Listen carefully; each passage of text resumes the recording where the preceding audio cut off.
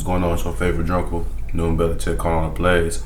Shouts out to St. Julian Winery out there in Michigan for this wine. They always give me some good ass shit. So check them out. Shout out to them. Let's get it. A little 20-minute recipe, so I already kind of prepped some stuff. I got some baby spinach right here. I got some fresh parsley, feel me? We don't do the box basil leaves. We don't do that. Fresh from Monet's Market. And I already got my oven over here preheated to 400 degrees. We're gonna run that for 20 minutes, let it heat up. Then we're gonna get into our main dish right here, the Tuscan chicken. Cut the fat off the chicken because I don't even play like that. I like my stuff trimmed, be lean. As you can see, I cut the fat, got a little Kroger bag back here. So keep it nice and lean. And the roasted garlic herb seasoning. I'm not gonna really heavy handed because I want my little spinach dip to do all the work on top of it. I'm not gonna really go too crazy. I'm just gonna do it lightly just so I can have some of that flavor to it still. So what I'm gonna do is just evenly spread it. The Jack Daniel's seasoning right here does wonders every time.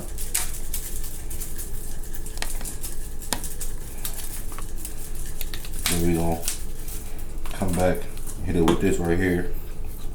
It's the roasted garlic herb.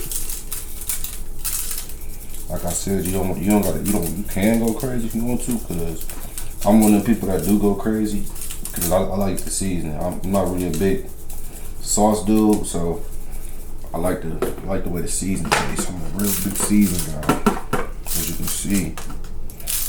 But you don't have to do this, cause usually people only use salt and pepper. But you know, throw my own little twist on it. Like I said, you're gonna do both sides like that.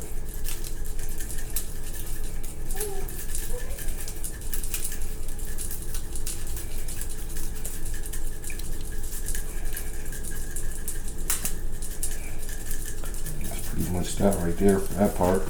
This right here, the roasted garlic herb seasoning. It's probably one of my favorite seasonings. I use it for almost every recipe I got. I use it a lot for my pasta though. It's real good for your pasta as far as like coloring and flavor. It's like a blend between, it's like a garlic pepper and onion powder blend with a little extra on it. So, by Weber. So, after we do that, we're gonna come over here and make our dip now. Usually you do like a third sour cream, but I got my breasts are a little bigger, so I'm gonna do it like half for this time. Half. This is sour cream, by the way. It's hardened.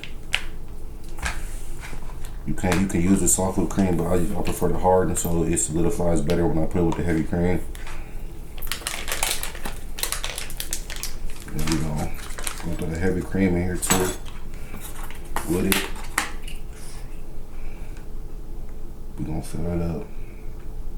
Probably like right there. You can eyeball it, do what you wanna do. Feel me? You ain't gotta be having perfect increments.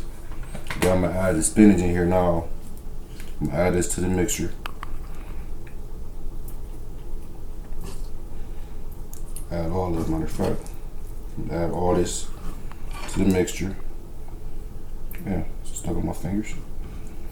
So then we're gonna add this. We're gonna season it as well. We're gonna hit it with some garlic salt.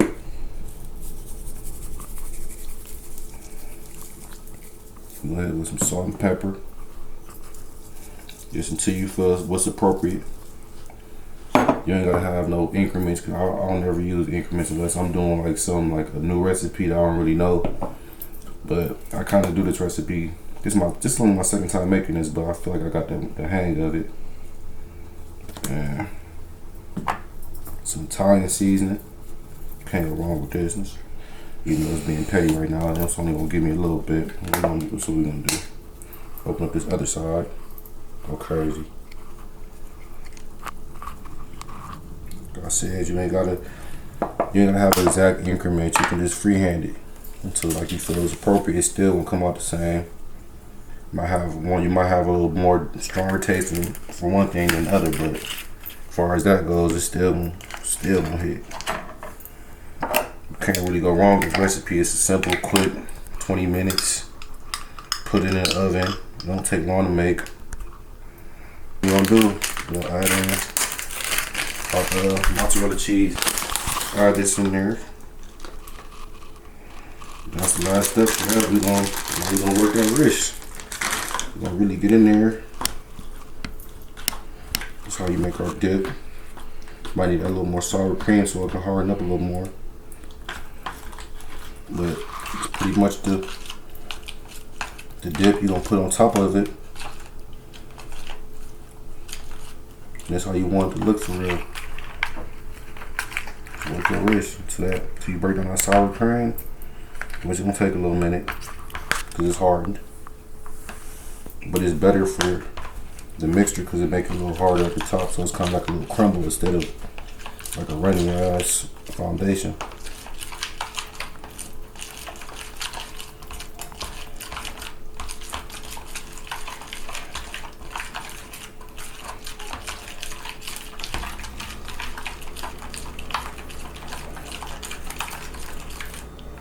Keep working the wrist, keep working it.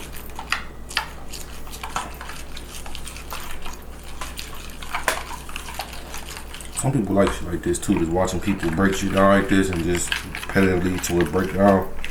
And now that this is ready, you just gonna smother on top of the chicken, just like this. Just drizzle it on there, just like that. Got a nice taste to it, a nice color. And shit already looking amazing, man. Just remember how this look right here, then.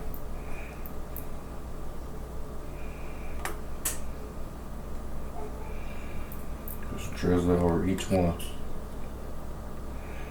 I got enough, so I ain't gotta be stingy with mine. I can go crazy.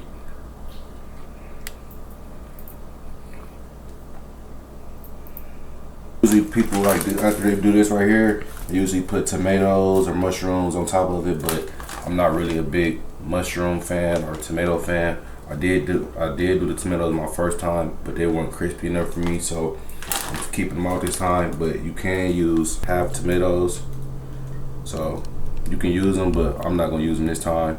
So we're gonna add the mozzarella cheese to it. This is where I'm gonna go crazy with. This is where you really can just get silly. The cheese. This where you dive in out here. I got a whole nother bag I'm about to pull up.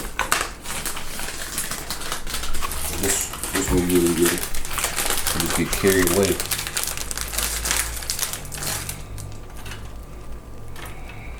This is mozzarella cheese, by the way.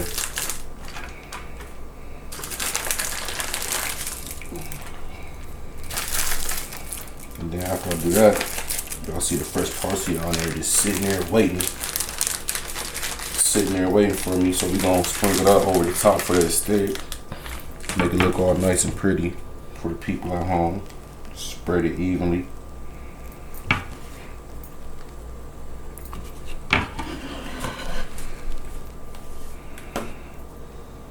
Some of that right there, like that. Should cut probably a little more, but it is what it is. And then I'm gonna add a little bit of Italian seasoning just over the top. Like I said, just for this, that they want to break down.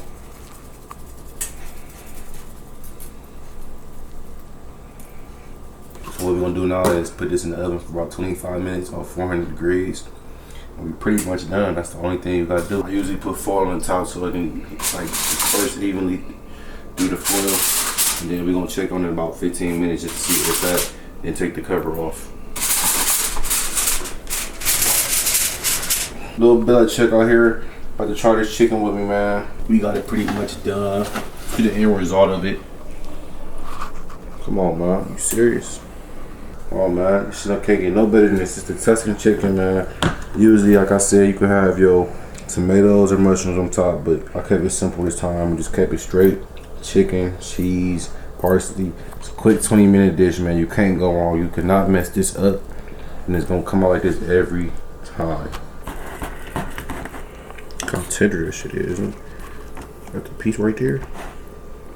God damn. Hold on. So good. How's the camera? How's the camera? Look.